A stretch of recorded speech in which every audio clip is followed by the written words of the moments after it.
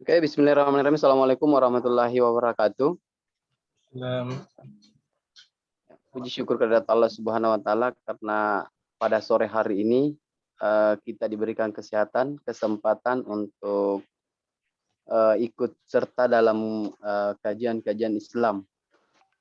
Salam dan salawat kepada junjungan Nabi besar Muhammad sallallahu alaihi wasallam yang telah memberikan jalan kebenaran kepada kita semua umat muslim. Ya, insya Allah pada kesempatan ini akan kita bahas akhlak-akhlak beliau. Jadi saya perkenalkan Ustaz kita, Ustaz Agustan Ahmad, SPDI MPDI. Selamat datang Ustaz. Ya, jadi mudah-mudahan pada sore hari ini teman-teman bisa menyimak kajian-kajian dari Ustaz. Dan sebelumnya saya memperkenalkan Pak Ustaz. Mungkin Pak Ustaz dari dosen IAIN Palu ya Pak Ustaz ya. ya, baik betul. Jadi pada sore hari ini tepatnya kita akan membahas akhlak Rasulullah Sallallahu Alaihi Wasallam ya Ustaz. Insyaallah. Semoga apa yang Pak Ustaz berikan kepada kita semua bisa didengarkan dengan baik, dan sebentar akan ada sedikit pertanyaan-pertanyaan yang disampaikan oleh teman-teman yang mau bertanya. Untuk mempersingkat waktu, Ustaz, saya persilahkan untuk memberikan tausiahnya. Baik. Assalamualaikum warahmatullahi wabarakatuh. Waalaikumsalam warahmatullahi wabarakatuh. Bismillahirrahmanirrahim. Alhamdulillahirabbil alamin. Bihi nasta'inu ala umurid dunya waddin. Salatu wassalamu ala asyrafil anbiya'i wal mursalin Sayyidina Muhammadin wa ala alihi wa sahbihi ajma'in. Amma ba'd, qala Allah Ta'ala wa huwa asdaqul qailin. A'udzu billahi as-sami'il 'alim minasy syaithanir rajim. Wa innaka la'ala khuluqin 'azim. Wa qala subhanahu wa ta'ala aidha laqad kana lakum fi rasulillahi uswatun hasanah liman kana yarjullaha wal yawmal akhir wa dzakarallaha katsira. Shadaqallahul aliyyul azim. Ya, para pemirsa channel Bidik Misi yang Allah rahmati. Kita bersyukur kepada Allah Subhanahu wa taala atas limpahan nikmat dan karunia-Nya kepada kita, yang alhamdulillah dengan nikmat dan karunia itu kita sampai pada hari ini, di hari 9 bulan Ramadan, dalam kondisi sehat walafiat. Semoga ibadah puasa kita ini menjadi ibadah puasa yang mampu memberikan pencerahan dalam berbagai aspek kehidupan kita, insya Allah. Baik dari aspek jasmani, rohani, spiritual, ya, dan lain-lain. Salawat dan salam semoga tetap tercurahkan keharibaan junjungan kita, Rasul yang sama kita cintai dan muliakan, Baginda Rasulullah Muhammad sallallahu alaihi wa alihi wasallam. Ya, para pemirsa, para pendengar, suatu ketika ada seorang sahabat yang ingin mengetahui akhlak Nabi kita Muhammad sallallahu alaihi wasallam. Kemudian beliau datang kepada Salman untuk bertanya, yang kemudian diarahkan lanjut kepada Ummul Mukminin, Ummahatul Mukminin, Sayyidah Aisyah radhiyallahu taala anha. Singkat kisah, setelah memberikan salam, ia ditanya dan mengenalkan dirinya. Kemudian ia menyampaikan, wahai ibunda, saya datang dengan suatu keperluan, ingin menanyakan atau mendapatkan informasi dari ibunda bagaimana akhlak Rasulullah Sallallahu Alaihi Wasallam. Kemudian ibunda Aisyah radhiyallahu taala anha balik bertanya kepadanya, apakah engkau membaca Al-Quran? Kemudian sahabat yang bertanya tadi menjawab, betul, ya tentu kami baca Al-Quran. Kemudian, apakah engkau tidak membaca dalam Al-Quran? Wa innaka la'ala khuluqin azim. Sesungguhnya, kata Allah, engkau wahai Muhammad, la'ala khuluqin azim, benar-benar berada di atas akhlak yang agung, akhlak yang luhur. Kemudian beliau mengatakan, sesungguhnya ketahuilah bahwa akhlak Rasulullah Sallallahu Alaihi Wasallam itu adalah Al-Quran, sebagaimana yang engkau baca itu. Jadi ayat ini saja memberikan gambaran bahwa sesungguhnya budi pekerti dan akhlak Rasulullah Sallallahu Alaihi Wasallam yang kita pertanyakan itu bagaimana sebenarnya akhlak beliau, dijawab oleh Allah Subhanahu Wa Taala.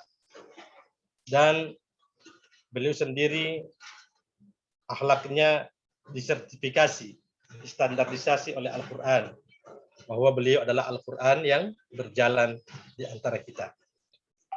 Dan memang sesungguhnya misi utama beliau, sebagaimana yang juga dijelaskan oleh beliau sendiri, innama bu'ittu liutammima makarimal akhlaq. Sesungguhnya aku diutus, innama bu'ittu liutammima, untuk menyempurnakan makarimal akhlak, akhlak yang mulia.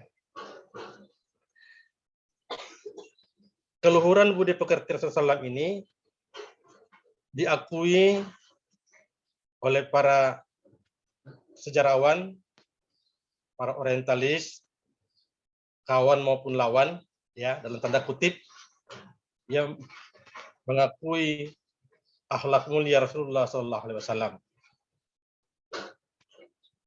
Para pendengar yang berbahagia, suatu ketika ada seorang, ini riwayat dari Ibnu Abbas, ada seorang anak muda dari kalangan penganut agama Yahudi yang tinggal di Syria pada waktu itu. Kemudian ia sudah didoktrin tentang bagaimana ia menolak Nabi Muhammad SAW, berita kedatangannya. Nah, suatu ketika terbit keinginannya untuk membaca kitab suci pada waktu itu. Maka ia pun mulai membuka halaman-halaman kitab suci yang mungkin saja pada waktu itu belum berupa lembaran seperti sekarang. Ya. Kemudian tanpa sengaja, mungkin atas desain Allah Subhanahu Wa Taala, 4 halaman yang dia buka itu ternyata berisi tentang keluhuran budi pekerti Nabi yang akan muncul di akhir zaman. Yang dalam riwayat itu bahkan disebutkan namanya. Ya. Kemudian karena doktrin tadi, ia pun menutup itu, tidak mau membaca. Tetapi pada hari Sabtu berikutnya, ya, ia pun kembali berkeinginan untuk mengkaji kitab itu. Ya, bukan cuma menutup, ya mohon maaf, dia merobek dalam cerita itu, dalam kisah itu, ia merobek 4 halaman itu, menurut Ibnu Abbas. Kemudian pada hari Sabtu berikutnya, ia mengulangi hal yang sama, ingin mendalami ajaran kitab sucinya. Tapi lagi-lagi ia mendapatkan halaman-halaman yang justru menunjukkan keluhuran budi pekerti Nabi yang akan datang pada akhir zaman. Dan jumlahnya bukan cuma 4 halaman sekarang, menjadi 8 halaman. Nah, sampai 3 kali berturut-turut seperti itu. Ia pun merobek tadi 8 halaman itu, kemudian pada kesempatan yang berikutnya, pada hari Sabtu berikutnya, mungkin Allah sudah desain barangkali ya, itu atas kehendak Allah yang Maha Kuasa, ia kembali menemukan itu. Sehingga ia bertanya, siapa dia ini? Kemudian ia pun tidak kuasa memendam pertanyaan itu dalam hatinya. Kemudian ia berdiskusi dengan sesama kawannya, ya, dari kalangan pendeta muda. Dia mengatakan, jangan, itu tidak benar, tidak perlu kamu baca. Tapi itu terus terngiang-ngiang di dalam ingatannya tentang apa yang dia baca. Sehingga ia berkesimpulan untuk datang ke tempat yang ditunjukkan di dalam kitab itu. Ia pun mempersiapkan kendaraannya, kemudian menaiki kendaraannya itu sampailah dia ke Madinah pada waktu itu. Atas petunjuk orang-orang, ia pun menemukan sahabat Nabi yang bernama Salman Al-Farisi. Kemudian dia kira sudah Salman ini orangnya yang dibaca dalam kitab suci itu. Ya. Kemudian ia bertanya, dia pun menyampaikan salam. Apakah Anda Muhammad? Salman ketika mendengar nama Muhammad Sallallahu Alaihi Wasallam disebut pada waktu itu, terus berubah air mukanya, sedih. Ya, dengan kesedihan yang mendalam, yang mengatakan, kalau engkau ingin mengetahui Muhammad, maka baiklah aku akan antar engkau kepada sahabat-sahabatnya yang lain. Dan dia tidak mengatakan bahwa sebenarnya pada waktu itu Rasul sudah wafat 3 hari yang sebelumnya, 3 hari yang lalu. Sudah dikebumikan. Kemudian Salman pun membawa anak muda ini ke Masjid Nabawi, dan di situ ia berteriak lantang, Assalamu alayka ya Muhammad. Assalamu alayka ya Muhammad. Kemudian setelah mendengarkan itu, semua sahabat menangis. Sahabat-sahabat utama pada menangis. Ya. Kemudian dia heran, kenapa Anda menangis? Mereka mengatakan, ketahuilah, siapa sebenarnya Anda ini? Mereka bertanya. Saya adalah warga Yahudi dari Syria. Saya melakukan hal yang seperti ini lewat pengalaman spiritual, sehingga aku bermimpi dipertemukan dengan sesuatu yang aku baca dalam kitab suci itu, makanya aku kemari. Kemudian sahabat tadi, kalau tidak salah Ali bin Abi Thalib mengatakan, ketahuilah anak muda bahwa orang yang engkau cari itu sudah wafat 3 hari yang lalu. Maka ia pun kaget. Kemudian ia meminta izin untuk ditunjukkan kuburannya, makamnya. Maka ia pun diantar ke makamnya. Sampai di sana, ia mengungkapkan isi hatinya. Seakan-akan bulat tekadnya untuk masuk Islam. Dia pun mengatakan, Assalamu alayka ya Rasulullah. Ketahuilah bahwa aku sekarang bersaksi bahwa tidak ada Tuhan selain Allah dan engkau Muhammad adalah utusan Allah. Ya Allah, seandainya apa yang aku persaksikan ini benar, maka sekarang aku bermohon kepadamu, cabutlah nyawaku di tempat ini. Maka apa yang terjadi kemudian? Pada saat itu pula Allah Subhanahu wa taala menyuruh malaikatnya untuk mencabut nyawa pemuda tadi. Ini suatu kisah yang disampaikan oleh Ibnu Abbas radhiyallahu taala anhu. Para pendengar yang berbahagia. Ya, tentu kita bertanya, sebenarnya bagaimana sebenarnya akhlak Rasulullah Shallallahu Alaihi Wasallam itu? Ya, mungkin sebelum itu kita paham dulu apa itu akhlak, apa bedanya dengan etika, moral, ya, dan sebagainya. Ya, akhlak di dalam terminologi Al-Quran dan Sunnah itu diambil dari bahasa Arab, dari kata khuluq, ya. Khuluq artinya bentuk kejadian yang dalam, yang apa namanya, bagian dalam, artinya bentuk batin dari kejadian seseorang. Ya. Jadi kalau manusia itu mempunyai dua bentuk, bentuk lahir, ya, yang disebut dengan khuluq, apa namanya, khalq, bentuk batin namanya khuluq. Jamaknya kalau tunggalnya namanya akhlak, jamaknya khuluq. Itulah yang difirmankan Allah dalam surah Al-Qalam tadi, wa innaka la'ala khuluqin azim. Sesungguhnya engkau betul-betul berada di atas budi pekerti yang mulia, ya Rasulullah. Jadi akhlak itu apa? Akhlak itu adalah pantulan, ya, bentuk penciptaan batin seseorang, ya, yang sesungguhnya merupakan fitrah dari Allah Subhanahu wa taala. Jadi ada doa yang dibaca ketika kita bercermin, kan? Nah, ada doa bercermin yang dianjurkan oleh Nabi untuk kita baca setiap kali bercermin supaya aktivitas bercermin itu diberikan pahala oleh Allah Subhanahu wa taala. Mungkin kita semua sudah hafal doanya. Ya, karena doa ini sudah diajarkan sejak taman kanak-kanak, ya. Dan sering kita dengarkan. Kita baca insyaallah. Apa doanya? Allahumma kama hassanta khalqi fahassin khuluqi.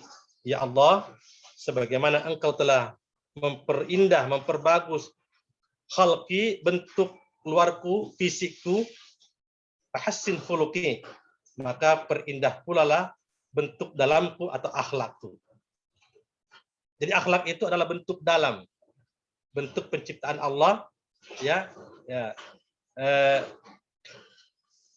yang non fisik. Lawannya adalah bentuk fisik. Ya, kalau Allah menciptakan kita dalam sebaik-baik bentuk, fi ahsani taqwim, diberikan bentuk secara proporsional, telinga yang tempatnya tepat, tempatnya, kemudian mata secara proporsional, hidung juga proporsional, ya. Maka itu namanya bentuk luar atau khalq. Nah, bentuk dalam dari pribadi kita namanya khuluq. Itu namanya akhlak. Apa bedanya dengan etika? Akhlak ini sebenarnya menurut Imamul Ghazali atau Ibnu Maskawai juga menyebutkan al-khuluqu ibaratun an hayatin nafs. Ya. Rasihatun. Ya. Bahwa akhlak itu adalah al-khuluqu ibaratun an hayatin nafs. Apa namanya, merupakan keadaan tentang keadaan jiwa seseorang. Jadi akhlak itu sesungguhnya adalah keadaan jiwa seseorang. Ya. Tusdaru anhal af'al, yang bersumber darinya perbuatan-perbuatan manusia. Jadi yang menurut konsep ini, akhlak itu perbuatan itu digerakkan oleh khuluq itu. Ya. Kemudian yang dikerjakan dengan mudah bisuhulatin min ghairi fikrin wa ruwiyatin, yang mana akhlak itu perbuatan itu dikerjakan dengan mudah, ya, dengan mudah min ghairi fikrin wa ruwiyatin, tanpa harus dipikir-pikir dulu atau dianalisa, itu spontan. Itulah akhlak. Artinya ketika Anda berbuat baik kepada seseorang atau berkata baik kepada orang lain, dan perkataan baik Anda itu tidak Anda pikir-pikir dulu untuk mengeluarkannya, tidak dianalisis, maka itu adalah akhlak. Karena ia dorongan yang langsung dari dalam. Itu akhlak. Kalau etika, kita mungkin masih berpikir. Ya, karena mungkin masalah budaya yang mengharuskan kita tersenyum, meskipun kita tidak mestinya tersenyum, kan begitu. Jadi muka tersenyum, padahal hati mendongkol gitu. Ya, mungkin itu etika. Karena kita harus memancarkan keremahan kita kepada orang lain, meskipun sebenarnya kita tidak memerlukannya pada waktu itu. Tapi kalau akhlak tidak. Itulah bedanya antara akhlak dan yang lainnya, apakah namanya moral atau etika dan sebagainya tadi. Baik. Berbicara tentang akhlak Rasul, tentu akan sangat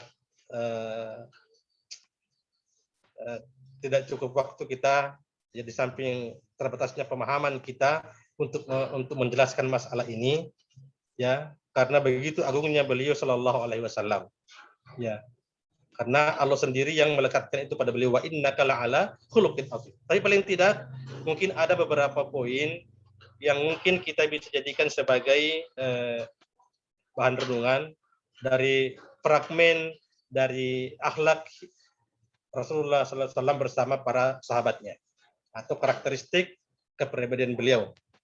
Ya, dalam Al-Quran, ya, Allah Subhanahu Wa Taala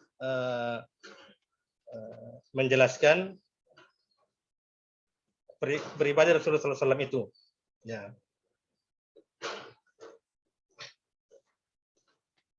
Allah berfirman, "A'udzubillahi samil alimi minasyaitonir rajim, Muhammadun Rasulullah." Ya. Muhammadun Rasulullah. Walladzina ma'ahu asyidda'u 'alal kuffar ruhama'u bainahum. Tarahum ruk'an sujada yabtaghuna fadlan minallahi wa ridwana. Simahum fi wujuhihim min atharis sujud. Ya. Ini kita bisa baca dalam surah Al-Fath ayat terakhir. Surah Al-Fathu ayat terakhir. Juz 26 ya, kalau dalam Quran. Kalau kita punya ada Quran sekarang, kita bisa buka. Muhammadur Rasulullah walladzina ma'ahu asyidda'u 'alal kuffari ruhama'u bainahum. Allah mengatakan Muhammad itu adalah Rasul Allah. Ini penegasan Allah. Allah sendiri yang mengakui beliau sebagai Rasul Allah. Bagaimana karakternya, bagaimana akhlaknya? Dikatakan Muhammadur Rasulullah, Muhammad yang merupakan Rasulullah itu walladzina ma'ahu, dan orang-orang yang bersama dengan dia, orang-orang yang bersama dia, artinya para sahabatnya, ya. Apa karakternya? Asyidda'u 'alal kuffar. Asyidda'u itu tegas terhadap sifat-sifat kekafiran. Ya. Ini ada orang yang salah paham mengartikan ini dengan keras kepada orang kafir. Ya. Dalam kitab tafsir yang saya baca dan dari perkuliahan yang saya dapatkan dulu, ya, dari Profesor Umar Shihab, itu ditafsirkan bahwa sebenarnya maksudnya di sini adalah asyidda'u 'alal kuffar itu tegas terhadap sifat-sifat kekafiran. Nanti kita jelaskan. Asyidda'u 'alal kuffari ruhama'u bainahum. Tetapi lembut dan saling berkasih sayang di antara sesama mereka, sesama orang-orang beriman. Ya. Tarahum ruk'an sujada. Engkau melihat mereka itu ruk'an. Kalau kita paham bahasa Arab, ruk'an ini beda dengan raki'an. Itu sama artinya sebenarnya. Raki'an sujud, ruk'an juga sujud. Tetapi ruk'an itu artinya berulang-ulang sujud. Jadi ciri umat Muhammad itu adalah orangnya rajin ruku, bukan sujud, ruku. Bukan cuma sekali ruku, tapi berulang-ulang ruku. Artinya ruku itu merupakan ciri aktivitas dari umat Muhammad SAW. Itu karakternya. Ruk'an. Kemudian sujjadan, bukan sajidan, tapi sujjadan. Menjadikan sujud itu sebagai aktivitasnya. Yang selalu diulang-ulang. Itu cirinya. Ciri akhlaknya Muhammad dan orang-orang yang bersama dengan beliau, yang mencintai beliau. Ya. Ruk'an sujjadan, yabtaghuna fadlan minallahi ruhama'u tarahum ruk'an sujjadan yabtaghuna fadlan minallah. Mereka senantiasa hanya mengharapkan fadlan minallahi, keutamaan dari Allah, waridwana, dan keridhaan Allah semata-mata. Artinya setiap aktivitasnya, setiap langkahnya, setiap pekerjaannya itu hanya disandarkan untuk memperoleh keridhaan Allah. Artinya niatnya selalu ikhlas, terbentuk ketika melakukan apa saja. Dia bertanya, ya, apa sebenarnya perbuatan ini diridai Allah atau tidak? Nah, ketika dia umpamanya melakukan sesuatu, dia bertanya, apakah perbuatan ini diridai Allah atau tidak? Kalau dari Allah dikerjakan, kalau tidak ditinggalkan, meskipun itu memberikan keuntungan yang besar. Ya, itu ya.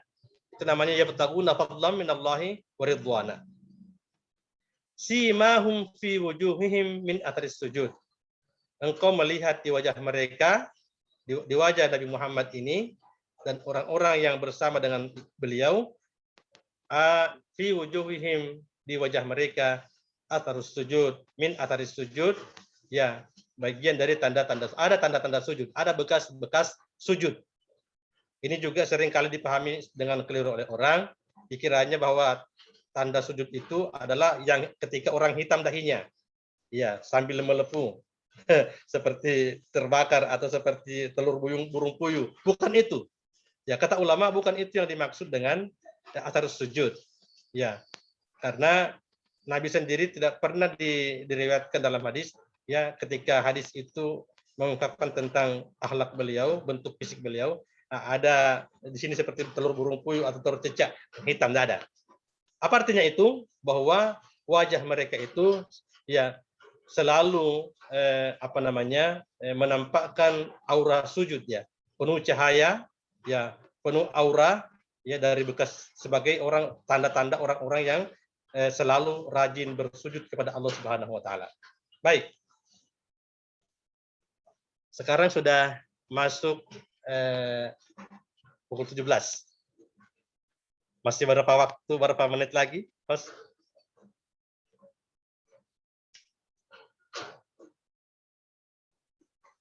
Masih berapa menit lagi waktunya?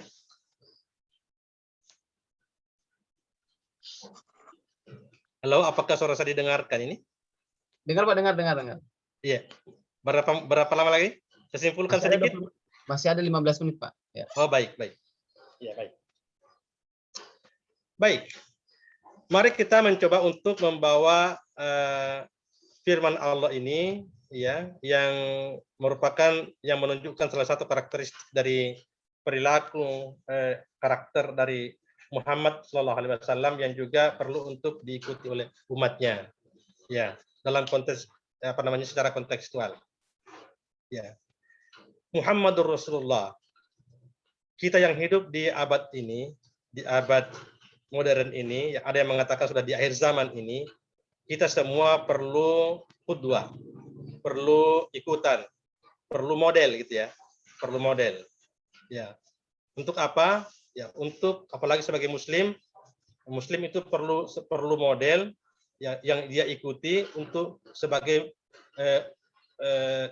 alat untuk mengecas spiritualnya agar ia tidak tersesat jalannya.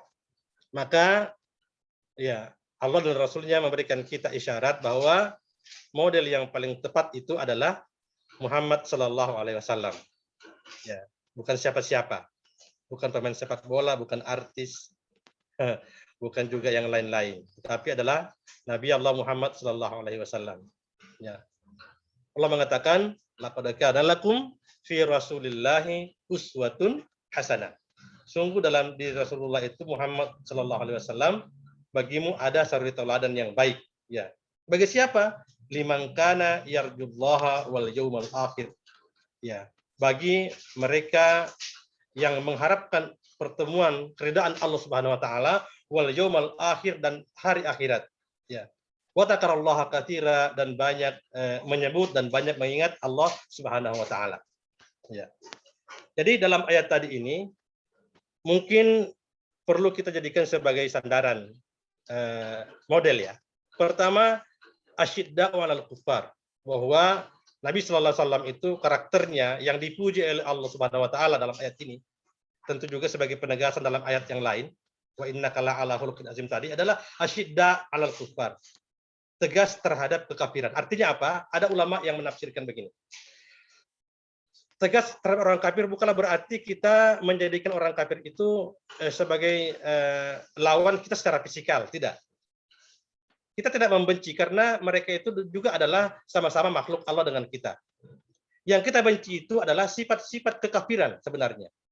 Itu yang harus, ini pun asyidda di sini, sifat tegas, artinya punya batas yang jelas antara sifat, antara keimanan dalam jiwanya dan kekafiran yang ada di depannya itu. Itu namanya asyidda. Dia harus punya dia harus punya prinsip yang teguh, ya, keyakinan yang kuat terhadap menolak sifat-sifat kekafiran itu. Ya. Dan ingat, sebagai kekafiran itu banyak, ya, yang merupakan bentuk pengingkaran kepada Allah dan Rasulnya. Ya. Itu yang ditolak. Ada batas dinding pemisah atau benteng yang kokoh, ya, dalam jiwanya, akidahnya kuat. Itu namanya asyidda wal kufar. Punya akidah yang kuat. Ya. Kemudian ruhama'u bainahum, saling berkasih sayang di antara mereka. Artinya umat Muhammad adalah orang yang suka menyambungkan tali kasih sayang dan persaudaraan dengan sesamanya, dengan sesama manusia, ya, terlebih lagi dengan sesama muslim, ya, siapapun ia, kalau sama-sama akidahnya, ya, sama-sama syahadatnya, sama Qur'annya, sama kiblatnya, sama nabinya, maka ia adalah saudara. Meskipun mungkin berbeda baju, berbeda partai, berbeda mazhab, ya, berbeda partai politik dan sebagainya. Ya. Jadi umat Muhammad dipersatukan dengan itu. Persamaan tadi yang saya sebutkan itu. Sama Tuhannya, sama nabinya, Qur'annya. Nah, meskipun mungkin kalau salat, ya, ada yang kunut, ada yang tidak kunut, itu bukan masalah. Karena itu adalah masalah-masalah memang yang mesti berbeda. Karena Allah Subhanahu wa taala juga sendiri yang membuka ruang umat Muhammad ini untuk berbeda. Karena itu merupakan salah satu di antara cara Allah untuk mempertahankan eksistensi kehidupan ini dengan perbedaan itu. Tidak bisa dihindari itu. Ya. Kemudian berikutnya adalah tarahum ruk'an sujada. Artinya orangnya tawadu. Ya, ruku itu artinya orang yang merendahkan dirinya di hadapan Allah Subhanahu wa taala. Disimbolkan kita menundukkan kepala kita sejajar dengan pantat kita, dengan punggung kita ketika kita salat. Tanya ruku. Ruku sendiri artinya adalah tanda atau simbol kerendahan hati kepada Allah. Ya. Begitu pula sujud, sujadan. Tarahum ruk'an. Jadi aktivitas umat Muhammad itu yang membedakan dengan umat yang lain adalah dengan orang munafik umpamanya atau dengan orang fasik adalah ruk'an sujadan. Dia selalu kelihatan ruku dan selalu kelihatan sujud setiap harinya. Ya, bukan nanti ruku, nanti sujud ketika ada hajat politiknya, ketika dia mau dipilih, ketika dia mendapatkan sesuatu yang sifatnya duniawi. Tidak. Tapi memang itu aktivitasnya. Tarahum ruk'an sujadan. Kemudian yabtaguna fadlan minallahi wa ridwana. Dan ia senantiasa dalam setiap aktivitasnya hanya mengharapkan ridha Allah Subhanahu wa taala saja. Meskipun tidak menguntungkan dirinya, tapi di situ Allah ridai, itu pilihannya. Sebaliknya, meskipun ia banyak keuntungannya, ya, banyak keuntungan proyeknya umpamanya, tapi kalau di situ ada tanda-tanda keridhaan Subhanahu wa taala, Allah tidak ridha, maka dia tidak pilih. Nah, ini prinsip yang kuat. Sehingga kalau disimpulkan di sini bahwa dalam ayat ini seakan-akan Allah Subhanahu wa taala memberikan kita 3 ciri bahwa umat Muhammad itu pertama adalah yang kokoh akidahnya. Yang kokoh akidahnya, kemudian benar ibadahnya, dan baik budi pekertinya. Mungkin ini sebagai pengantar, ya, dalam pertemuan kita pada kesempatan sore hari yang berbahagia ini. Dan apabila mungkin ada yang mungkin perlu kita diskusikan, mudah-mudahan kita bisa diskusikan. Ya, saya serahkan kembali kepada host. Terima kasih. Oke, terima kasih Ustaz atas nasihat-nasihatnya, penyampaiannya terkait masalah akhlak Rasulullah Shallallahu Alaihi Wasallam. Sangat luar biasa materi pada sore hari ini. Sebelumnya saya perlu sampaikan bahwa program ini diselenggarakan oleh Army Cipta Property bekerja sama dengan Bidik Misi Indonesia, yang notabene-nya kita tergabung di dalam Dai Marketer. Oh iya. Ya, Dai Marketer kami adalah Dai Marketer Ustaz. Jadi kita sebenarnya berjualan sambil berdakwah, dan program ini alhamdulillah disupport langsung oleh Bidik Misi Indonesia dengan Army Cipta Property. Mudah-mudahan program ini akan berkelanjutan ke beberapa agenda dengan Ustaz yang berbeda. Sangat menarik tadi penjelasan dari Ustaz. Mungkin dari teman-teman yang sedang join, yang mau bertanya bisa silakan bertanya. Ya silakan yang mau bertanya, teman-teman yang mau bertanya silakan. Jadi pada intinya yang dibawakan tadi Ustaz, bahwa secara umum sikap-sikap Rasulullah itu, akhlak-akhlak Rasulullah itu yang perlu diteladani Ustaz. Yang pada intinya semua itu harus diteladani oleh umat Rasulullah Sallallahu Alaihi Wasallam. Memang harus seperti itu ya Ustaz, yang sebagai teladan kita ya sebagai umat Muslim, supaya teman-teman juga memang betul-betul meneladani secara keseluruhan sikap-sikap Rasulullah Sallallahu Alaihi Wasallam. Ada kira-kira Ustaz sifat-sifat Rasulullah yang sebelumnya tidak boleh diikuti oleh umat Muslim? Ya, ya tentu saja ada kekhususan yang Allah berikan hanya untuk Nabi. Ya, tidak semua perilaku Nabi itu merupakan sunnah yang harus diikuti. Ya, ada sunnah yang haram untuk diikuti. Ya, karena sunnah itu sendiri diartikan sebagai pola kehidupan atau tradisi kehidupan Nabi. Contohnya umpamanya dalam ibadah nikah. Ya, kita kan dibatasi, makanya kalau menikah, ya kalau mampu, ya itu dibatasi hanya sampai 4. Ya, artinya 4 ini pertama itu dalam satu kali pernikahan itu tanpa diputus di antara mereka, salah seorang di antara mereka. Ya, begitu maksudnya. Nah, sedangkan Nabi diberikan prerogatif oleh Allah Subhanahu wa taala, ya lebih dari 4 orang itu. Nah, tentu saja dengan hikmah yang luar biasa di sini.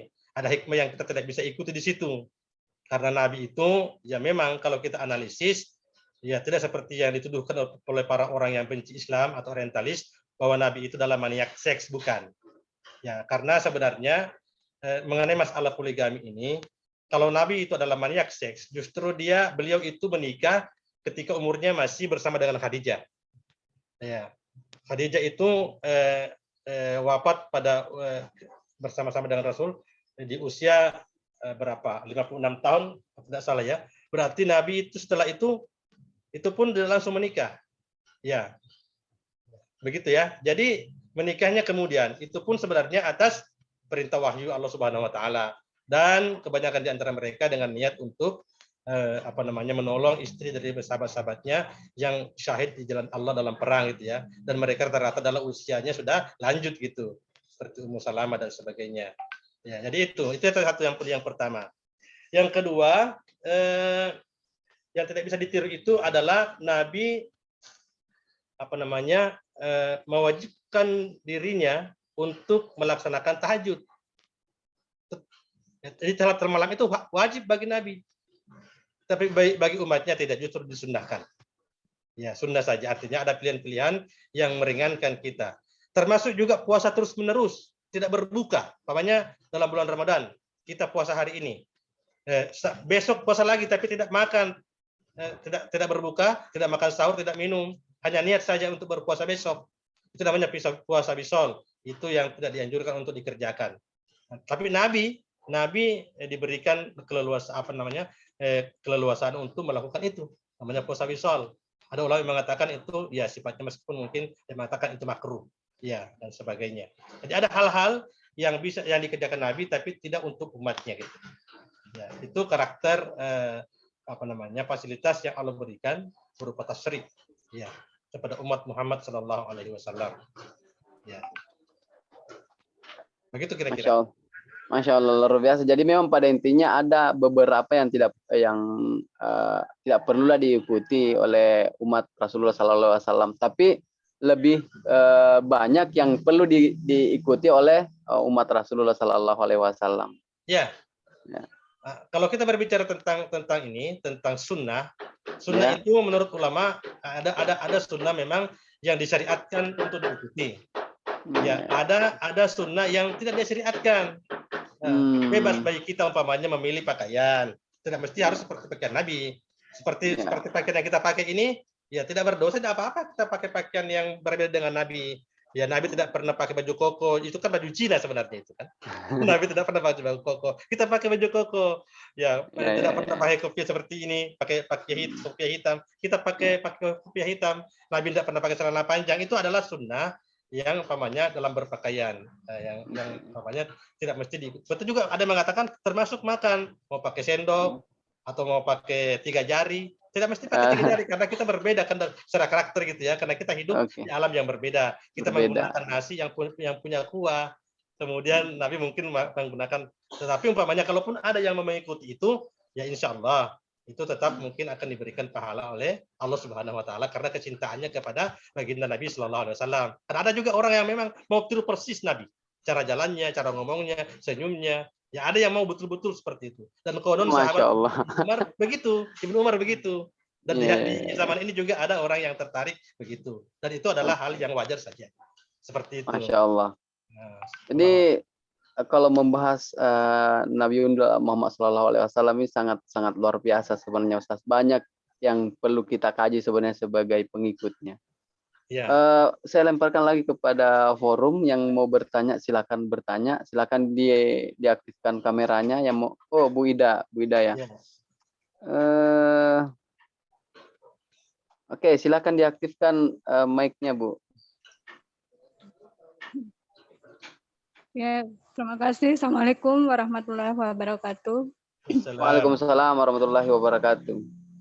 Mengenai akhlak Rasulullah ya, kalau melihat dari kisah-kisah sahabat Rasulullah itu luar biasa. Sahabatnya aja sudah luar biasa, apalagi Rasulullah sendiri. Iya, iya. Yang jadi tantangan buat generasi sekarang dengan perkembangan teknologi yang sangat luar biasa itu mereka kayaknya semacam kehilangan role model yang seharusnya menjadi panutan buat mereka.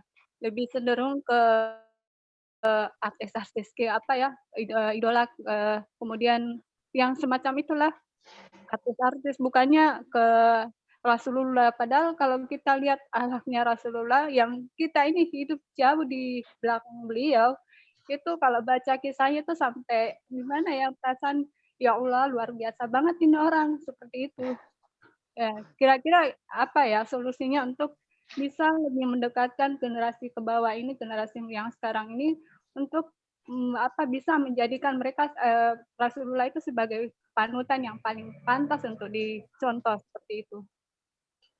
Wah, Masya Allah. Sangat luar biasa pertanyaan dari Bu Idayani ya. Jadi ini banyak orang Ustaz yang memang mengidolakan artis-artis. Pokoknya yang mereka ikut-ikutilah baik karakternya, caranya berpakaian. Nah, untuk Rasulullah sendiri itu bagaimana kalau melihat dengan agar bisa diikuti betul-betul diikuti oleh orang kaum muslim. Ya, baik.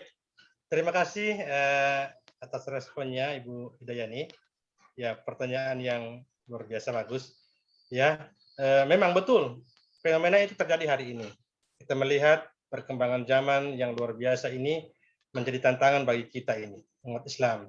Yang mana dalam hal menentukan role model, ya seperti yang disebutkan itu, kita hampir kehilangan model. Kenapa ini terjadi dan apa jalan keluarnya? Apa solusinya? Nah, begini. Saya teringat dengan perkataan sahabat Rasulullah SAW yang bernama Sa'ad ibnu Abi Waqqas. Ya, ketika menyampaikan ini sehubungan dengan pentingnya orang belajar Al-Quran. Beliau mengatakan kami para sahabat, ya, kunna ashabu Rasulullah, para sahabat, nu'allimu auladana sirata nabiyihim. Ya kama nu'allimuhumul Quran atau Alkitab. Kami dulu para sahabat ini memprioritaskan untuk mengajarkan kepada anak-anak kami itu sirah nabinya. Sirah itu adalah beri kehidupan nabinya, sejarahnya nabinya. Ya, sebagaimana kami mewajibkan mereka belajar Al-Qur'an. Jadi di sini ini yang hilang di kalangan kita hari ini. Hilang dari kurikulum pendidikan kita di sekolah maupun di dalam rumah tangga. Karena rumah juga adalah sekolah, Ibu. Rumah juga perlu dibekali dengan pendidikan dan pengajaran kepada anak-anak. Jadi kita tidak boleh hanya mengandalkan sekolah untuk mendidik anak kita. Justru Nabi mengatakan, al-ummu hiyal madrasatul ula. Ibu adalah sekolah yang pertama. Maka kata Sa'ad bin Abi Waqqas tadi, yang hilang itu adalah dari kita ini sirah Nabi. Tidak pernah lagi diajarkan kepada anak kita. Sehingga anak-anak kita jangan heran, mereka lebih mengenal artis daripada sahabat nabinya. Ya, lebih mengenal pemain bola daripada sahabat nabinya dan nabi sendiri. Ya, ketika ditanya siapa itu Khadijah, mereka tidak tahu Khadijah itu adalah tetangga kita di sebelah yang penjual kain umpamanya. Ya, siapa itu Abu Bakar? Abu Bakar adalah penjual tukang cendol keliling. Mereka tidak paham lagi. Kenapa? Karena kehilangan ini, kurikulum sirah ini yang hilang. Dulu kami waktu ibtidaiyah, itu tahun 70-an Ibu. Kebetulan saya sudah lebih setengah abad. Ya. Masya Allah. Jadi itu masih diajarkan itu sirah Nabi itu. Kita hafal itu sirah Nabi. Sirah itu sejarah Nabi Sallallahu Alaihi Wasallam. Kata sahabat tadi, Sa'ad bin Abi Waqqas, mempelajari sirah, mengajarkan sirah kepada anak-anak kita tentang kehidupan Nabi dan para sahabatnya, keluarganya itu sama pentingnya. Nah, sama pentingnya dengan mengajarkan mereka Al-Quran. Mewariskan kepada mereka sirah nabinya dan sahabatnya serta keluarga nabinya sama pentingnya dengan mewariskan ilmu-ilmu Al-Quran kepada mereka. Ini yang perlu kita lakukan. Jadi jangan menunggu Maulid, Sirah Mi'raj, setiap hari belikan buku-buku sirah untuk mereka baca atau downloadkan mereka video-video yang berhubungan dengan sirah Nabi yang akan membentuk girah keislaman mereka. Dan mereka menjadi bekal bagi mereka untuk hidup di masyarakat. Apapun profesinya nanti, apakah pegawai negeri, dosen, ataukah bisnismen dan sebagainya. Itu membentuk pribadinya. Seperti itu mungkin. Wallahu a'lam. Oke, terima kasih, sangat luar biasa Ustaz. Jadi memang kalau kita di day marketer itu Ustaz, memang harus memahami karakter-karakter dan cara-cara untuk berjualan sebenarnya. Ya, Kalau day nah inilah yang mudah-mudahan nanti day marketer kita ini menjadi idola lah dalam segi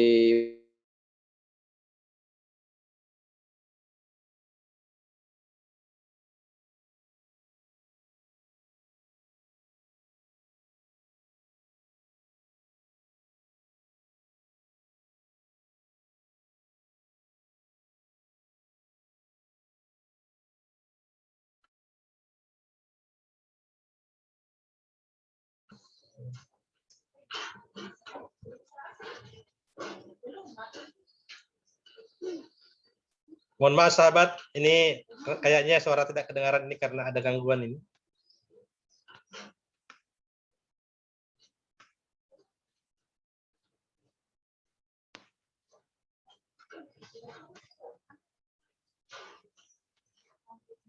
Apakah suara saya masih didengar oleh yang lain? Ikel, dengar suara saya? Hanya suara host ini tidak kedengaran di sini. Tidak kedengaran.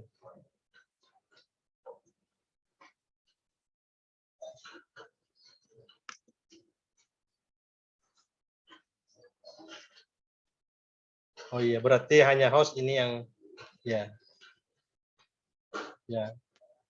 Dengannya host barangkali ya. Oke, sudah bisa Ustaz? Sudah dengar suara saya Ustaz?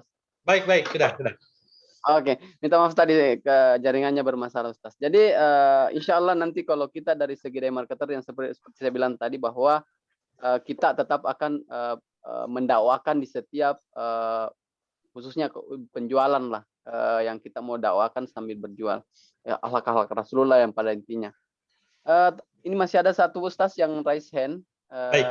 Satu lagi pertanyaan yang akan kita jawab. Dari Firman Arif, silakan dibuka mic-nya supaya bisa bicara dengan Ustaz langsung juga.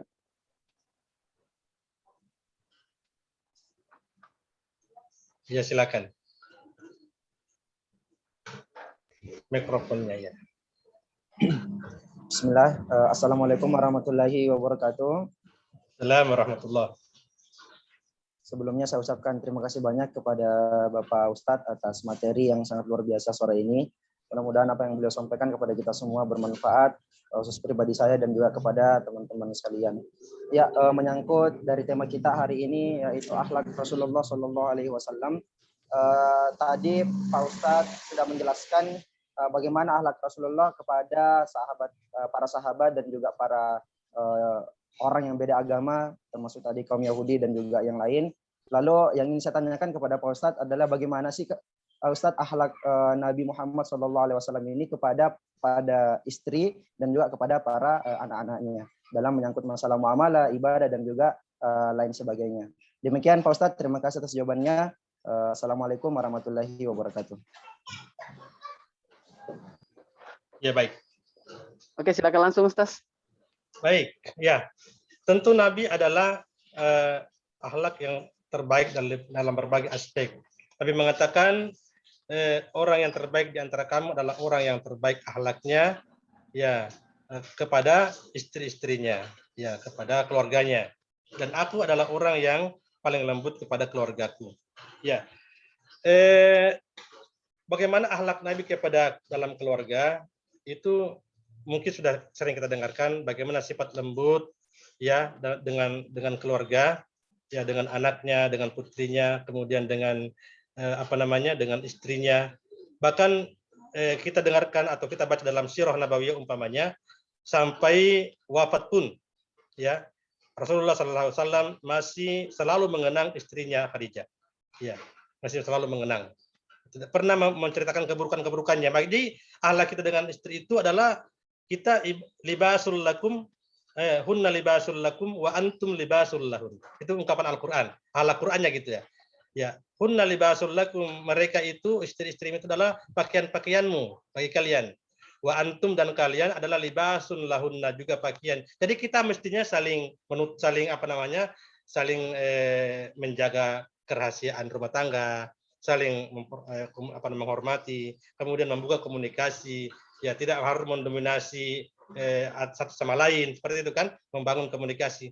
Bahkan ada yang menarik yang pernah kita dengarkan umpamanya bagaimana Nabi ketika beliau pulang dari sebuah kegiatan pada waktu tengah malam, kemudian mengetuk pintu, kemudian dibukakan pintu, dia tidak pernah marah, kemudian dia menggelarkan serbannya di depan pintu, kemudian tidur di situ. Ini kan bentuk dari akhlak Nabi, bagaimana kita membaca penghargaan Nabi kepada istrinya. Kita tidak marah. Kalau kita mungkin sudah mengomel atau tendang pintu dan sebagainya kan. Ya. Begitu pula dengan anak-anak umpamanya, bagaimana diriwayatkan dalam kisah-kisah yang kita dengarkan dalam khutbah hari raya, ketika Nabi pada suatu hari raya itu melewati seorang gerombolan anak yang lagi bersuka cita pada hari itu, kemudian ia melihat seorang anak yang menyendiri, ya yang tidak bergembira pada waktu itu, kemudian dia dekati anak itu, dia tanyakan ada apa dengan Muna, singkat cerita ia pun anak itu mengatakan saya adalah yatim piatu, ya Nabi, tidak ada ibuku dan ayahku yang memberikan aku pakaian, makanan dan sebagainya. Kemudian Nabi membawa ke rumah anak itu dan bertanya kepadanya, maukah engkau Rasulullah adalah ayahmu, Khadijah adalah Aisyah adalah ibumu, dan Fatimah adalah saudaramu.